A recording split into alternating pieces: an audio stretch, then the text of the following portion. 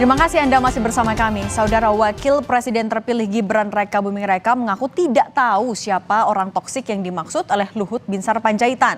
Gibran mengaku berteman dengan siapa saja, termasuk dengan mereka yang berseberangan pilihan politik.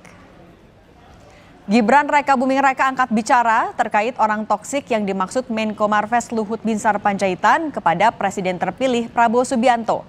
Gibran mengaku tak tahu menahu siapa orang toksik yang dimaksudkan oleh Luhut. Ia menegaskan tetap berprasangka baik dan akan bekerja sama dengan semua pihak, termasuk dengan lawan politiknya.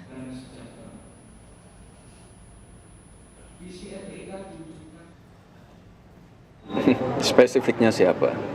Mungkin tidak disebut sih siapa. Ya, nanti tanyakan Pak Luhut aja, ya. Misal secara umum gitu Mas, jadi ya toksik gitu. Ya siapa? Enggak, saya kira semua ya. Sekali lagi yang ada di dalam pemerintahan, yang ada di luar koalisi, ataupun mungkin mantan-mantan kontestan, siapapun berhak kok memberikan masukan-masukan.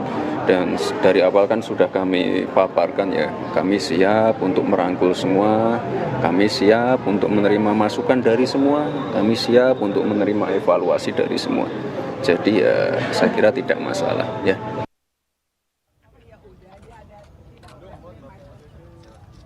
Menteri Koordinator Bidang Kemaritiman dan Investasi Luhut Binsar Panjaitan menyampaikan pesan kepada Presiden terpilih Prabowo Subianto agar tidak membawa orang toksik di kabinetnya.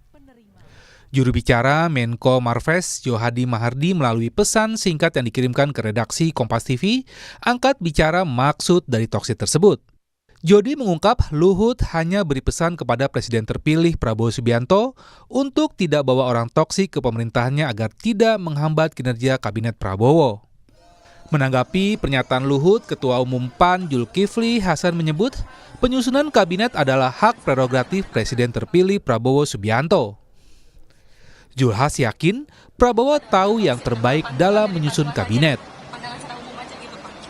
Itu Pak Prabowo sebagai Presiden terpilih punya hak prerogatif terserah beliau saja. Tahu yang terbaik ya.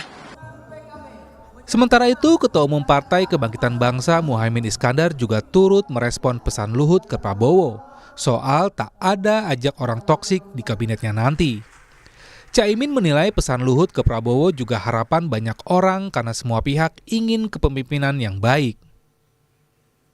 Bukan hanya harapan Pak Luhut, siapapun ingin kepemimpinan kabinet yang baik ya.